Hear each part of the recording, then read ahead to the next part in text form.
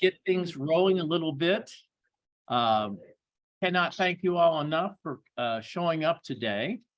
When you're looking at the different weather plagues that we have, hopefully the good weather will hang in for the Cherokee Triangle Fair up and coming. All right. To start the meeting off, if you would, let's introduce ourselves. Nick. Good morning, Nick Morris, Vice President, Highland Commerce Guild. Good morning, everyone. Hi, good morning. I'm also the Highland Commerce Guild, and I'm also Great. Reno-Weber. I'm the newest and tallest council person, and I represent this district. I was gonna say, standing up is really. Go ahead.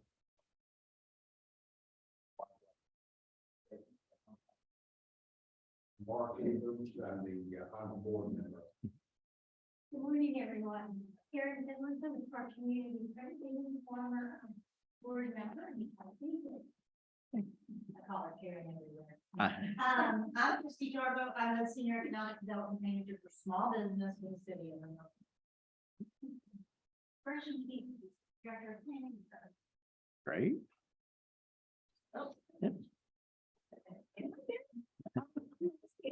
I'm global services. Great. And I'm Tim Meyer from Highland Middle School. Wonderful. Wonderful concert there last night. Awesome. It is. And our online, Connie, please jump in here.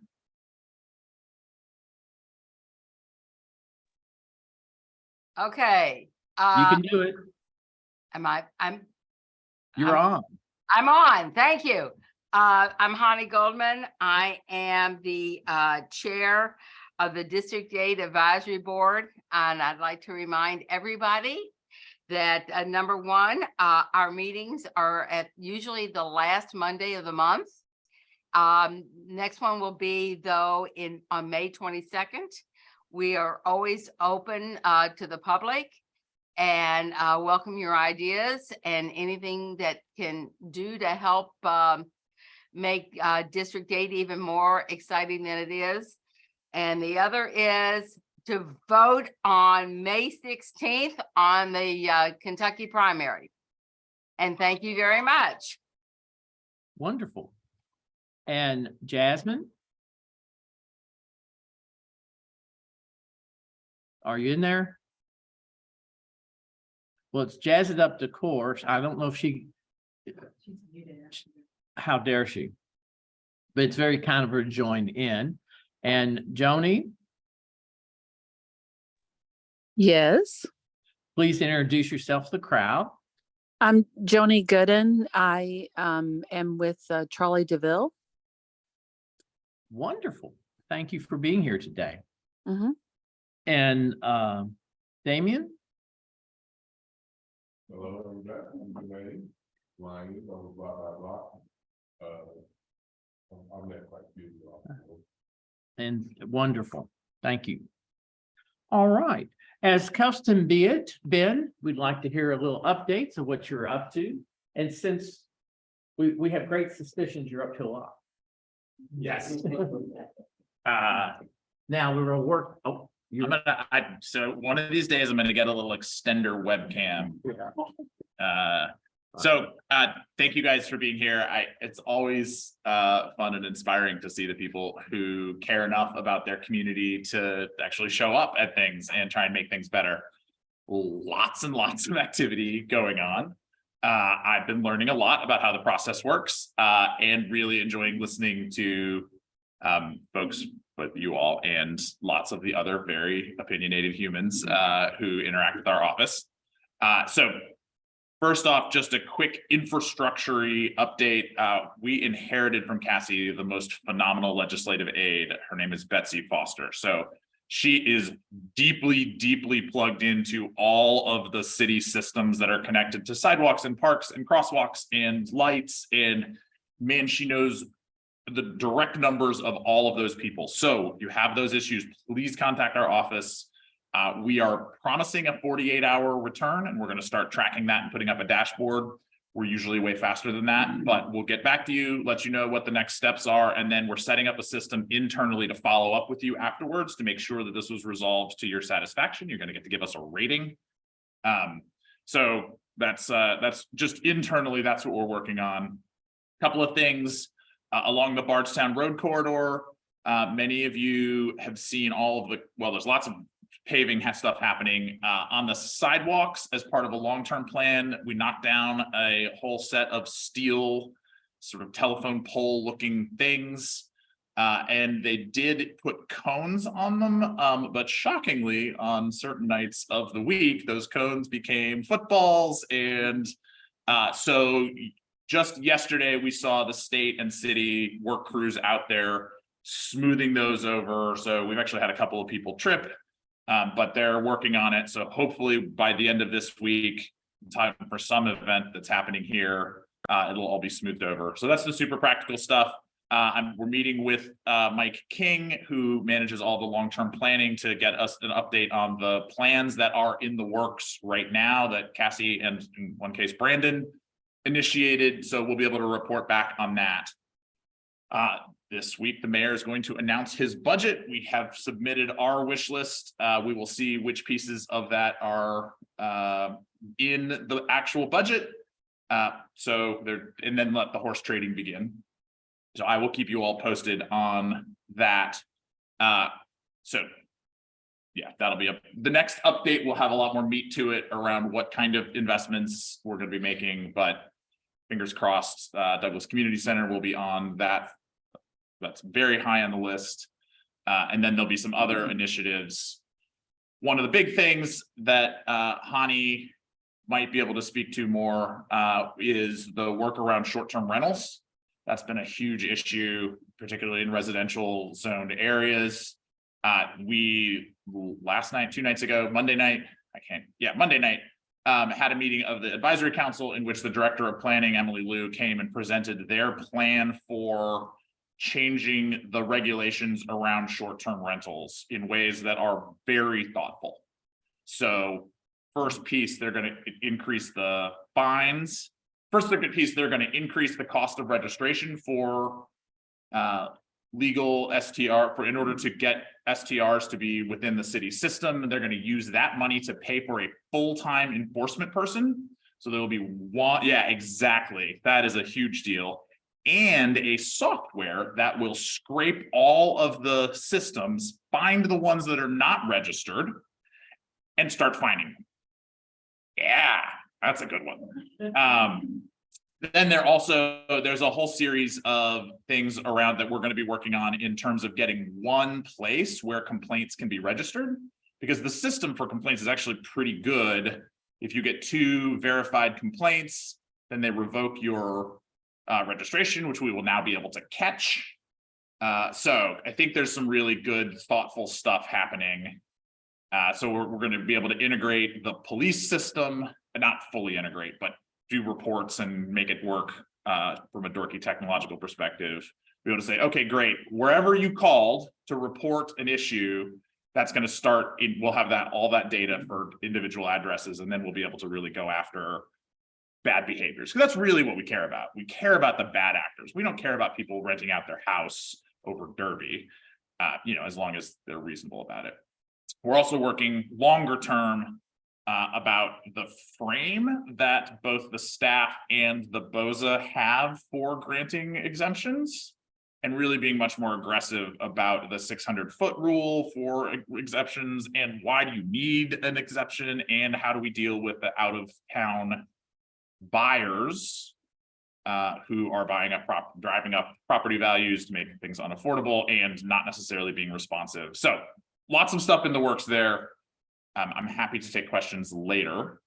Other thing is around public safety. Had a great meeting with Major Grissom yesterday, where we've got some thoughts around physical space on Bardstown Road, around some incentive programs for how do we help officers to want to be walking up and down on Bardstown Road. So he's a creative problem solver, and I think we're going to get some good stuff for the summer, because it's going to be a very hot summer. So we want to be real. Yeah. We eat ice cream from a local, so I think there's some really good stuff coming that I don't want to overpromise until we've got more of it locked down, but feeling really good about what we're going to be able to do in terms of helping to make that corridor a safe and welcoming place for everybody. So just those things. All right. Thank you all. Well, no, I think he's taking Derby seriously. It's a clean break out of the gate, coming around the bend. Now, one other thing, speaking of coming around the bend, next weekend is Cherokee Triangle Fair. Now, I hope to see you all there. The guild has always been supportive, but I've also enjoyed working out there. So I'll look forward to seeing your friendly faces come out. One thing, a lot of people maybe don't tie all the dots together, but today we're working on it. And we have Rose Caple, and she's a Louisville Tourism. And in that, a lot of people think, well, what does tourism have to do with the Highlands? We do participate in their magazine, and this is the most current edition here on the table. So I hope you all will take one with you. And it's, again, tying our community together. Coming in here, tourism plays a larger part. A lot of people don't realize it. But as we do establish the hotels closer to the Highlands, there's an excellent opportunity to create more walking revenue. Another project Free Enterprise is working on is actually creating a shuttle that will go for the hotels and come directly to the Highlands.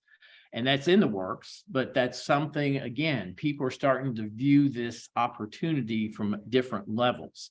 We need the local support. We always have enjoyed having a great residential area surrounding us, but along with that, we have to look at what the long game is. And tourism dollars really help round out the survivorship of the mom and pops. If you ever go to Leatherhead and speak with them, the majority of their income is from travelers. Believe it or not, they've been here for eons, but they have a nationwide, almost international wide, for leather products. And the Derby crowd, they're really looking forward to that because it's like Christmas, almost like Christmas for them. So thinking of the bigger picture, Rose, please come up and show and demonstrate and give us all about how we can help out. It would be my pleasure. See, now I have the opposite problem. I need to turn this down. Go from the very tallest person to the very not tallest person. We believe in diversity. Well, before I get into the meat of who I am and what I do want to harken back to the Louisville Visitor Guide. I did go ahead and make sure page 40 and 41, 2-page spread on the Highlands neighborhood. And it's a great overall picture along with several pictures to show people how they can see themselves eating, shopping, living like a local here in Louisville. And it's even more exciting when we do get that repeat visitation, those folks visiting their friends and family, that they do want to relocate to Louisville. This is just a wonderful, I've spent most of my time at the Louisville Visitor Center, so I'm very much in love with the visitor guide. So I can get those for you all if you need more than just one copy. My business cards are right over to the side as well. Jumping from the Louisville Visitor Guide, I kind of wanted to give a short overview of who I am. Rose Caple. I've been with Louisville Tourism since 2011. I started there working part-time in our visitor center. I was exposed to Louisville Tourism through volunteering though when I was in college. And it's funny because during my tenure at Louisville Tourism, I was the volunteer coordinator. So then I started asking people to do what I was asked to do to get involved in tourism. Most recently managed the visitor center. And currently I'm a tourism sales manager for niche and affinity markets. That is a brand new position at Louisville Tourism. It's focused on the growth of our African-American and Black travel, as well as LGBTQ plus travel, which I know there are those niche markets very well represented in the Highlands neighborhood. So just hearing something about having transportation going back and forth from the downtown hotels to Highlands That's huge for me because I travel. I travel to what we call our feeder markets. I've recently been to Atlanta. I'm going back to Atlanta, Cleveland, Columbus, Ohio, Indianapolis, Cincinnati. I'm going to all of those places to do Black Heritage events, Detroit for an annual African American festival, and again, all the Pride festivals here locally and in the region.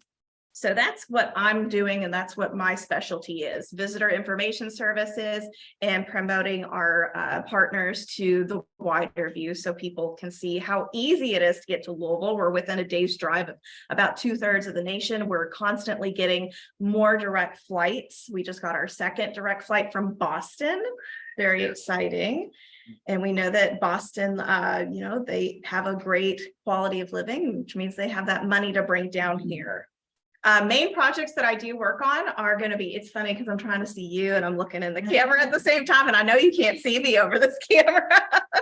The projects I work on that you see very heavily in printed materials and our website, the Unfiltered Truth Collection, that is an immersive experience that's hosted at an attraction that focuses on the untold story of Black Americans in Louisville. For example, the Fraser Kentucky History Museum has an exhibit, and not only an exhibit, but a live interpreter talking about the Black Americans in Bourbon. Historic Locust Grove talks about the enslaved community that was there, and they're finding their research about the folks that were here at the beginning of Louisville's history. So I highly recommend checking that out. We do have an LGBTQ+ task force that I'm a part of, a Black Travel Advisory Committee. Louisville Tourism has an internal EDI committee, but we do have DEI industry-wide trainings that are free and accessible to anyone. Our next one is going to be May 23rd at 9 a.m. It is via Zoom, so that way people can attend from wherever they are, and it is at no cost to you. Also, I'll make sure that you all get that link. I just got the date yesterday, so I'm very excited. And they're just an hour, very quick. And then again, just multicultural leisure and niche events. So I do love hearing about and working with big booked groups, conventions, motor coaches. But again, for me, it's going to be that everyday traveler. It's about inspiring them to want to come to Louisville and delivering on that promise that when they get to Louisville, that we're welcoming, opening, accepting, and fun. Moving forward, I wanted to talk about some outreach. I already talked about how I'm going to be traveling, but I will be involved in the Derby Diversity Week next week. We'll have a table at the convention center. Juneteenth, Millionaire Marketplace, they do a huge weekend event in 4th Street Live. And going right into Juneteenth, we have the National Baptist Convention, June 19th through 24th, and we're looking at possibly 9,000 attendees. Fast Chick Sports, it's a triathlon group in June 23rd, about 100 attendees, runners, and their families. So that's a great example of that leisure niche, and that hopefully they'll keep coming back and they'll stay longer and add more hotel rooms. African American Golf Expo Forum, again, another great sports group. They're coming in August 18th through 23rd, about 1,000 people. Black Bourbon Society Bourbon Boulay, that's over Labor Day weekend. We stole them from New Orleans, so that's really exciting. So bourbon's a little more fun here, I think, than New Orleans. And then what I know my department's very, very, very excited about, because we booked this No Madness Fest. So that is a travel, trade, and leisure group. And the best way I can interpret it for you all is it's BIPOC travel enthusiast. And it's the ages range from kids all the way up. So that's about, they say 750 attendees, but they're saying it could be anywhere from 600 to 1,000, again, because Louisville's so easy to get to. So a press release will be going out about that soon, and there will be many opportunities for people to be involved. Nicole Fitzpatrick gave me some tips that I should talk about, like how to stay in the know, upcoming events. National Travel and Tourism Week is after Derby, so life after Derby. So May 7th through 13th, National Travel and Tourism Week.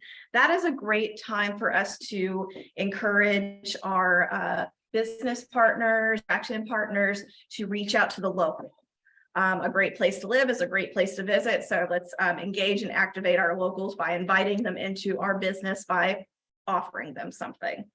And that's totally up to your all's creativity. The Ollie Festival Week, I just got the dates for that. That's June 2nd through 10th, and that is managed through the Muhammad Ali Center.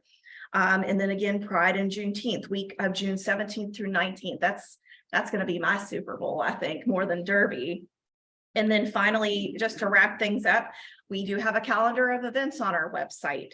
Our Louisville Visitor Center, I can't stress to you all enough to go down to our Louisville Visitor Center. It is open every day. It's next door to the Hyatt Hotel, across the street from the convention center. If you have brochures, bring them. If meet the staff, the part-time staff and volunteers and full-time staff that are down there, because they're the ones that are going to be talking about you to whoever comes through those doors. And I think we had about 40,000 people. I can't remember if it was 30 or 40,000. Still a lot when you see that space in the month of March. We are very busy in our visitor center. We have e-newsletters like our Bourbon City Brief. We have social media. Our handles are at gotolouisville.com. That's GOTO Louisville.com. We use the hashtag Louisville Love, and we're on all the major platforms like Facebook, Instagram, YouTube, and Twitter. And again, just feel free to email or call Nicole Fitzpatrick or myself if you're like, hey, this is coming up and how can I promote it or share it? You know, if you share it with us, we have at least 60 full-time people just in our office. That's not counting our volunteers and our part-time staff that we can tell. And then again, they're talking. So it just expands from there. And last but not least, I also included these little blue business cards that are for our 78 social program. I would say it's like part professional development and networking and part get behind the scenes and have fun. Those have QR codes that send an invitation. So those are special cards. So please take one if you would like to join us. Again, networking, getting to meet people. That's what tourism's all about. So do we have any questions? Oh, and I forgot to mention, this is also at the table. It is our spring pitch sheet. Say that 5 times fast.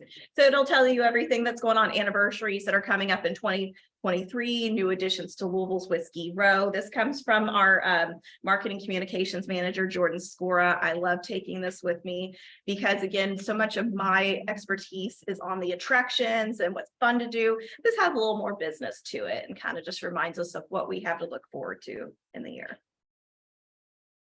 Now I promise I'm finished. Well, I'll be hanging out. So thank you all so much for inviting me to come. I'm glad I could come in Nicole Fitzpatrick's place. And what a wonderful, do you all always have your meetings here at I love Gilda's Club. So thank you all so much.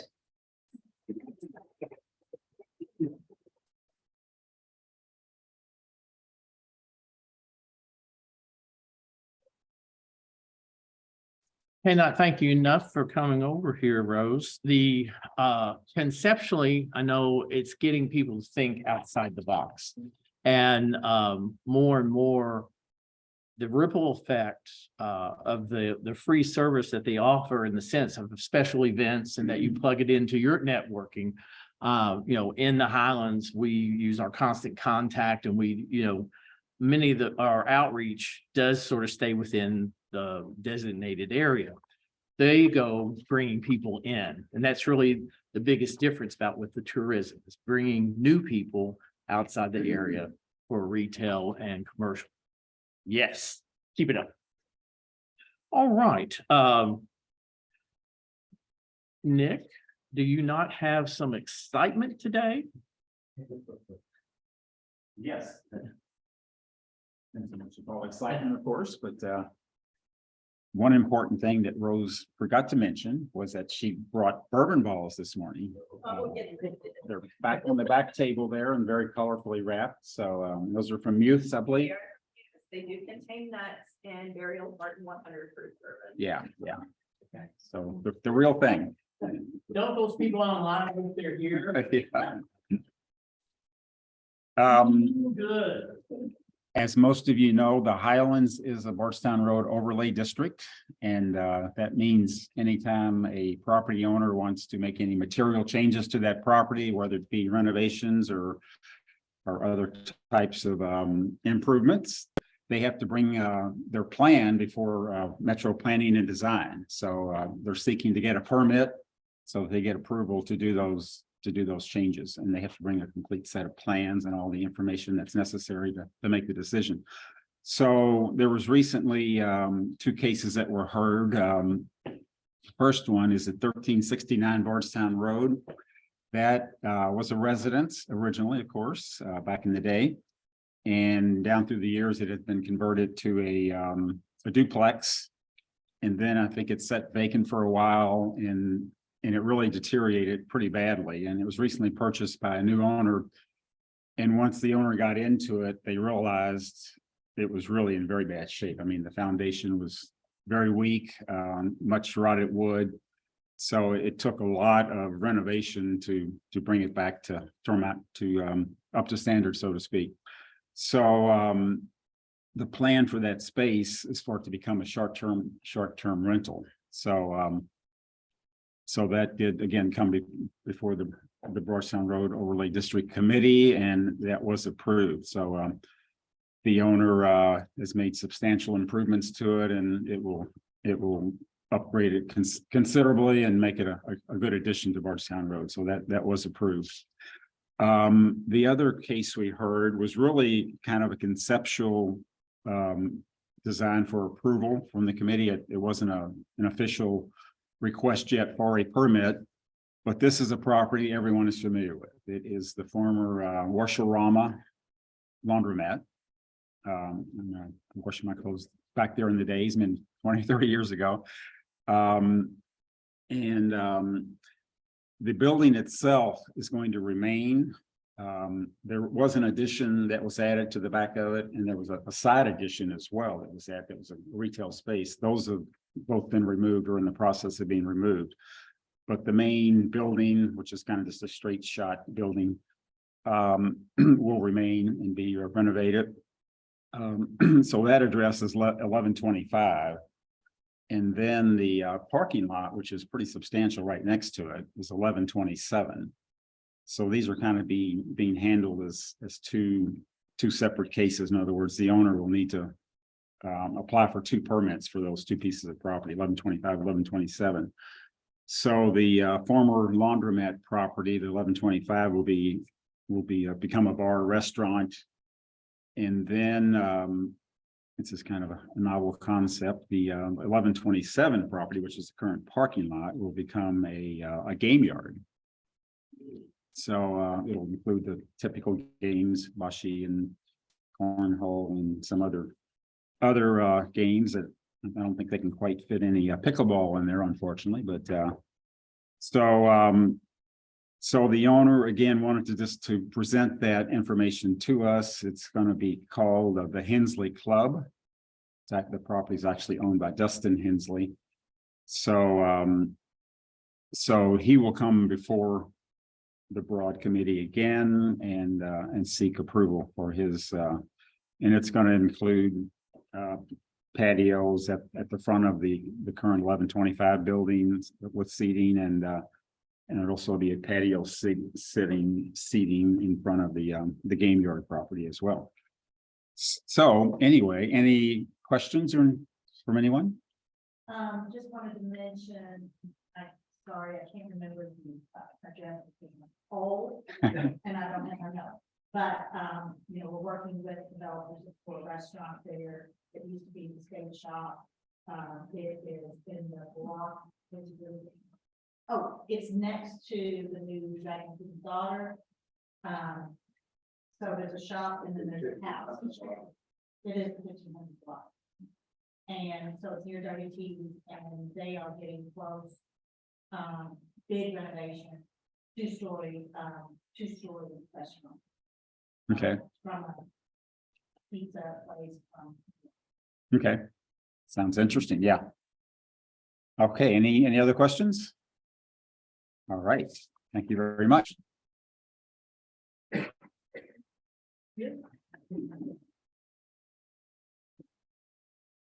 The things that occur when you least expect it.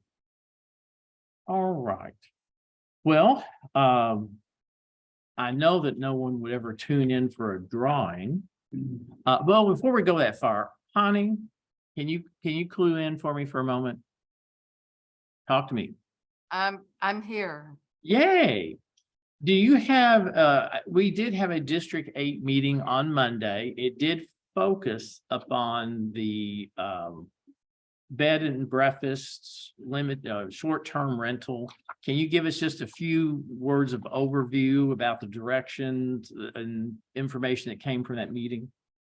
This has been a problem that basically started under Brandon. Because we began to realize, and he began to realize, the explosion of short-term rentals and Airbnbs. There are regulations by the Metro Council, but a good percentage of the population does not know that if they're going to do this, they have to register. There is, I believe, about 1,000 in District 8 in this area. That are the ones that are registered. We don't have any idea of how many are unregistered. And so there are good actors, as people say, and there are bad actors. And the question is, how do you deal with the problems that come out from both? Ben has taken it to heart. He listened to the meeting two times ago, back in March, and it was a very vocal meeting, very passionate meeting of this has got to stop. And part of it is education, and part of it is if you're going to be listed as a short-term rental or as an Airbnb, people get to know your regulations. And if you don't know that you're doing this, your neighbors are going to report you, or we're hoping that your neighbors will report you. Right now, if there's a problem, call Metro 311 and report it. If there is a huge problem, people fighting, whatever, call the police department, and that eventually all of this will be synchronized, for the lack of a better word, so that if you're not registered, you're found out. And if you are registered and there are repeating problems, the fines will increase, so that you will know that the city is serious about short-term rentals. Anything else? No, and I think if I remember right, that structure it starts off like 250 the first night, 500 the second night. I think the third night goes to 1,000. It remains 1,000 per night. It's per unit. So if you have like 4 in a unit and 3 of them are acting up, it's going to be fine per unit. And I believe the first offense is like $100, maybe $150. It's rather, yeah. And they're trying to increase all of that to make it. The biggest problem that came out were people that are not living in their dwelling, or that they do not own they're using it as an investment and they live out of state. And that is a no-no. So we are urging everybody to report, because we need to get a better handle on how many short-term rentals and Airbnbs there are in this district. And we and Old Louisville, District 8 and Old Louisville really have the most of the city. So the other Metro Council people don't realize what a problem it really is. And with Derby coming up, we want everybody to be safe, and we want everybody to have fun, and we want everybody to make money off of our visitors. But on the other hand, we want to have a good reputation. Well, thank you for that update. And again, I think that the awareness has finally occurred, and that the penalty box has finally been created to where it becomes substantial for people to ignore. And local, the issue of having these LLCs, they're avoiding LLCs Registration has to be an individual. And then I know current standard is regardless of ownership, you have to have a local contact for when there's emergency issues. And they found a gap in that. They're also working, what is the name of that app that does the bed and breakfast-ish? Airbnb app, the Airbnb. They do have an agreement with the group to make sure anyone using that app has to be registered. There is a filter on there where the company has agreed to verify that the if they receive money from a local source, that source is registered with a metropolitan government. May I also add that there are other sites other than Airbnbs for short-term rentals that are coming due. They're Yeah. coming up. So again, please be vigilant. Yes. Do we have the opportunity to hear from the, VRBO, Airbnb, and these other apps that do this when there's fraud? Because I hear about that where people go online and rent a place and then show up and it's not for rent or not even an Airbnb. And this has been happening more and more, and there's these sites, Airbnb and VRBO are supposed to be addressing this, but it'd be really good if we could find out from a local perspective when that's happening, so that we can, then kind of add that to our database of. That goes to the sinking fund because that's I believe through that agency is how they got the app group to agree. I think it goes back to making sure the apps have registered with the local government. Because the agreement is if you use this in this area that through registration, they have to verify where the income's coming from. And maybe we could incentivize Airbnb and the short-term rentals by creating a directory on the city website. That may help. Again, if there's any way to verify, that these apps are Okay. real. Yeah. I hear you. All right. It would be on the Yeah. STR to register. And put it in the directory. Aaron, Yes, Connie. may I add, we will, on the next meeting on May 22nd, we will probably do an update of all of this. So if anybody has any suggestions or comments, please contact you or contact me and we will get them resolved and information out. Wonderful. Yes, one small step for business kind. Thank you so much. Well, just to keep it more intriguing, I know that everyone's waiting, but we do have our drawing today. Nick, do you have the numbers prepared for a drum roll to see who is going to be the next recipient? Yes, we get to do the honors here. Unfortunately, our restaurant folks were not able to make it this morning. They had a school meeting they had to attend. But the new restaurant is, I think I'm pronouncing this correctly, Dasuki Sushi, which is located at 1604 Bardstown Road. It's right there by close to Bonnie Castle. And they also happen to have a location at the Logan Street Market. So they did well there and they're going to keep that location open, but they decided to open in the Highlands. So we welcome them with open arms. So the $25 gift card for that. Aaron, if you will give me a number. Number 4. Number 4. Number 4 is Mark.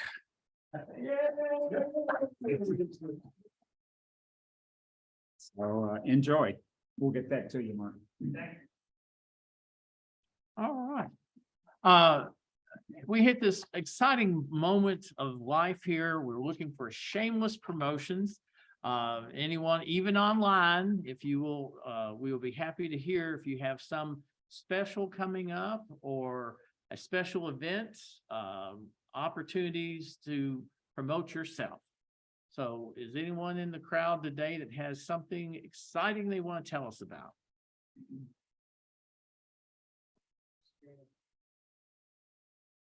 Can you bring, Jasmine, you need to tune in and talk about what you're up to.